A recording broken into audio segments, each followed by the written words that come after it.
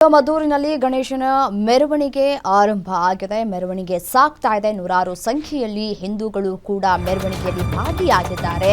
ಬಿಗಿ ಪೊಲೀಸ್ ಭದ್ರತೆಗಳು ಕೂಡ ಈಗಾಗಲೇ ಕೈಗೊಳ್ಳಲಾಗಿದೆ. ಮದ್ದೂರಿನಲ್ಲಿ ಗಣೇಶ ಮೆರವಣಿಗೆಗೆ ಚಾಲನೆ ದೊರಕಿದೆ. ಗಣೇಶನಿಗೆ ಪೂಜೆಯನ್ನ ಸಲ್ಲಿಸೋದರ ಮೂಲಕ ಚಾಲನೆ ಸಿಕ್ಕಿದೆ. ಗಣೇಶನಿಗೆ ಪೂಜೆಯನ್ನ ನೆರವೇರಿಸಿದಂತಹ ವಿಜಯೇಂದ್ರ ಮತ್ತೆ ಅಶೋಕ್ ಚಾಲನೆಗೂ ಮುನ್ನ ವಿಶ್ವನಾಥ ದೇವಸ್ಥಾನದಲ್ಲಿ ಪೂಜೆಯನ್ನ ನೆರವೇರಿಸಲಾಗಿದೆ. ದೇವಸ್ಥಾನದಲ್ಲಿ ವಿಜಯೇಂದ್ರ ಮತ್ತೆ ಅಶೋಕ್ ಪೂಜೆಯಲ್ಲಿ ಭಾಗಿಯಾಗಿದ್ರು.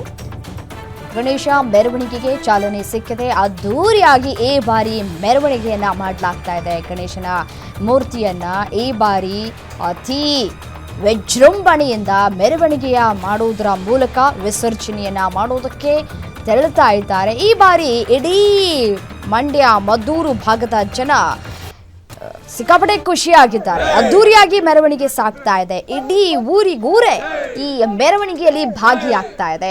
ಇರೋ ಬರೋ ಕೆಲಸ ಎಲ್ಲವನ್ನು ಕೂಡ ಬಿಟ್ಟು ಇವತ್ತು ಬಹಳ ಇಂಪಾರ್ಟೆಂಟ್ ಅಂತ ಹೇಳಿ ಪ್ರತಿಯೊಬ್ಬರೂ ಕೂಡ ಗಣೇಶನ ಮೆರವಣಿಗೆ ಸಾಗುವಂತಹ ಸಂದರ್ಭದಲ್ಲಿ ಭಾಗಿಯಾಗ್ತಾ ಇದ್ದಾರೆ. ಕೇಸರಿ ಪಡೆಯ ನಾಯಕರು ಕೂಡ ಈ ಶೋಭಾಯಾತ್ರೆಯಲ್ಲಿ ಭಾಗಿಯಾಗಿದ್ದಾರೆ. ಒಂದು ಕೈ ನೋಡೇ ಬಿಡೋಣ ನಾವಾ ನೀವಾ ಅನ್ನುವಂತಹ ಸಂದೇಶವನ್ನ ರವಾನೆ ಮಾಡದಂತೆ ಕಾಣಿಸ್ತಾ ಇದೆ. ದೃಶ್ಯಾವಳಿಗಳಲ್ಲಿ ಗಮನಿಸ್ತಾ ಇದ್ರಿ. ಈ ಸಂದರ್ಭದಲ್ಲಿ ವಿಜಯೇಂದ್ರ, ಛಲವಾದಿ ನಾರಾಯಣ ಸ್ವಾಮಿ ಅವರು ಕೂಡ ಉಪಸ್ಥಿತರಿದ್ದಾರೆ. ಪೂಜೆಯನ್ನ ನೆರವೇರಿಸ್ತಾ ಇದ್ದಾರೆ. ಅಶೋಕ್ ಅವರು ಕೂಡ ಇದ್ದಾರೆ. ವಿಜಯೇಂದ್ರ ಅವರು ಕೂಡ ಇದ್ದಾರೆ. ಗಣೇಶನ ಮೂರ್ತಿಗೆ ಪೂಜೆಯನ್ನ ಕೂಡ ಮಾಡ್ತಾ ಇರುವಂತಹ ದೃಶ್ಯಾವಳಿಗಳನ್ನ ಗಮನಿಸ್ತಾ ಇದ್ದೀರಿ. ಬೀದಿಗಳಲ್ಲೂ ಕೂಡ ಗಣೇಶನನ್ನ ಮೆರವಣಿಗೆಯನ್ನ ಮಾಡಲಾಗತ್ತೆ.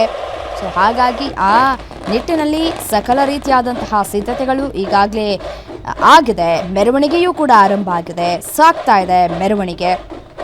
ಸಾಮೂಹಿಕ ಗಣೇಶ ವಿಸರ್ಜನಾ ಮೆರವಣಿಗೆಯಲ್ಲಿ ಭಾಗಿಯಾಗೋದಕ್ಕೂ ಮೊದಲದು ಈ ಕಲ್ಲೆಸದ ಏನಾಗಿತ್ತಲ್ಲ ಅದಕ್ಕೆ ಸಾಕಷ್ಟು ಆಕ್ರೋಶಗಳು ಕೂಡ ವ್ಯಕ್ತವಾಗಿದ್ವು. ಯಾವ ರೀತಿಯಾಗಿ ಮದ್ದೂರು ಸಾಕ್ಷಿ ಆಯಿತು ಅನ್ನೋದು ಗೊತ್ತಿರುವಂತಹ ವಿಚಾರ. ಸೊ ಹಾಗಾಗಿ ಇವತ್ತು ಯಾವುದೇ ತೊಂದರೆಯಾಗದ ರೀತಿಯಲ್ಲಿ ಸಿದ್ಧತೆಗಳು ಕೂಡ ಆಗಿದೆ. KSRP ಮತ್ತು DAR ತುಕಡಿ, ರ್ಯಾಪಿಡ್ ಆಕ್ಷನ್ ಫೋರ್ಸ್ ಕೂಡ ಬಂದಿದೆ ನಗರಕ್ಕೆ.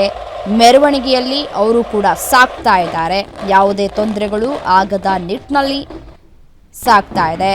ನೋಡಿ, ಈ ಮೆರವಣಿಗೆ ಯಾವ್ಯಾವ ಬೀದಿಯಲ್ಲಿ ಸಾಗುತ್ತೆ ಅಂತ ನಾವು ನೋಡ್ತಾ ಹೋಗೋದಾದರೆ ಈ ಹೊಳೆ ಬೀದಿ, ಪೇಟೆ ಬೀದಿ, TB ಸರ್ಕಲ್, ಹಳೆ ಬೆಂಗಳೂರು ಮೈಸೂರು ರಸ್ತೆಯಲ್ಲಿ ಸಂಚರಿಸಿ ಕೊಲ್ಲಿ ಸರ್ಕಲ್ನಲ್ಲಿ ಅಂತ್ಯ ಆಗುತ್ತೆ. ಆ ಬಳಿಕ ಹೊಳೆ ಆಂಜನೇಯ ದೇವಾಲಯ ಬಳಿ ಇದೆಯಲ್ಲ ಈ ಶಿಂಷಾ ನದಿ, ಆ ಶಿಂಷಾ ನದಿಯಲ್ಲಿ ಗಣೇಶ ಮೂರ್ತಿಗಳ ವಿಸರ್ಜನೆಯನ್ನ ಮಾಡಲಾಗತ್ತೆ.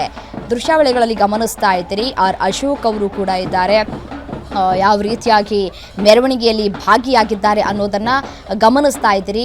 ಅಶ್ವಥ್ ನಾರಾಯಣ್ ಅವರು ಕೂಡ ಇದ್ದಾರೆ. ಅಲ್ಲಿದ್ದಂತಹ ಕಾರ್ಯಕರ್ತರು ಅವರನ್ನು ಮೇಲೆ ಕೆತ್ತಿ ಅವರನ್ನೇ ಮೆರವಣಿಗೆ ಮಾಡ್ತಾ ಇದ್ದಾರೆ. ಈ ಸಂದರ್ಭದಲ್ಲಿ ಗಣೇಶ ಮೆರವಣಿಗೆ ಅಲ್ಲ, ಅವರನ್ನೇ ಮೆರವಣಿಗೆ ಮಾಡ್ತಾ ಇರೋದನ್ನು ಗಮನಿಸ್ತಾ ಇದ್ದೀರಿ ದೃಶ್ಯಾವಳಿಗಳಲ್ಲಿ. ಪ್ರತಿಯೊಬ್ಬರೂ ಕೂಡ ತಮ್ಮ ಹರ್ಷವನ್ನು ವ್ಯಕ್ತಪಡಿಸ್ತಾ ಇದ್ದಾರೆ. ಮತ್ತು ಹಿಂದೂಗಳೆಲ್ಲರೂ ಕೂಡ ನಾವು ಒಗ್ಗಟ್ಟಾಗಿದ್ದೇವೆ ಅನ್ನುವಂತಹ ಸಂದೇಶವನ್ನು ಈ ಮೂಲಕ ರವಾನೆ ಮಾಡದಂತೆ ಕಾಣಿಸ್ತಾ ಇದೆ. ಮತ್ತೊಮ್ಮೆ ನಮ್ಮ ತಂಟೆಗೆ ಬರಬಾರ್ದು. ಗಣೇಶ ಮೂರ್ತಿ ಕೂರಿಸಿದ ಸಂದರ್ಭದಲ್ಲಾದರೂ ಆಗ್ಬೋದು, ವಿಸರ್ಜನೆ ಮಾಡುವಂತಹ ಸಂದರ್ಭದಲ್ಲಾದರೂ ಆಗ್ಬೋದು, ಹಿಸ್ಟ್ರಿ ರಿಪೀಟ್ ಆಗಬಾರ್ದು. ಅಷ್ಟರ ಮಟ್ಟಿಗೆ ಸಂದೇಶವನ್ನು ರವಾನೆ ಮಾಡದಂತೆ ಕಾಣಿಸ್ತಾ ಇದೆ. ಹಿಂದೂಗಳನ್ನು ಟಚ್ ಮಾಡಬಾರ್ದು ಯಾರು ಅನ್ನುವಂತಹ ನಿಟ್ಟಿನಲ್ಲಿ ಎಲ್ಲ ರೀತಿಯಾದಂತಹ ಮೆರವಣಿಗೆ ಸಾಗ್ತಾ ಇದೆ. ದೃಶ್ಯದಲ್ಲಿ ಗಮನಿಸಬಹುದಾಗಿದೆ. ಈ ಸಂದರ್ಭದಲ್ಲಿ ಏನು ಮೊನ್ನೆ ಕಲ್ಲು ತೂರಾಟವನ್ನು ಮಾಡಿದ್ರು ಆ ರೀತಿಯಾದಂತಹ ಸಮಸ್ಯೆ ಆಗಬಾರ್ದು. ಎತ್ತ ಕಣ್ಣು ಹಾಯಿಸಿದ್ರು ಜನ ಸಿಗ್ತಾ ಇದ್ದಾರೆ. ನೋಡಿ, ದೃಶ್ಯದಲ್ಲಿ ಗಮನಿಸ್ತಾ ಇದ್ದೀರಿ. ಸ್ಕ್ರೀನ್ ಮೇಲೆ ಗಮನಿಸ್ತಾ ಇರಬಹುದು ಎಷ್ಟರ ಮಟ್ಟಿಗೆ ಜನ ಸೇರಿದ್ದಾರೆ ಅಂಥೇಳಿ. 20,000ಕ್ಕೂ ಹೆಚ್ಚು ಜನ ಸೇರ್ತಾರೆ ಅಂತ ಕೂಡ ಹೇಳಲಾಗಿತ್ತು.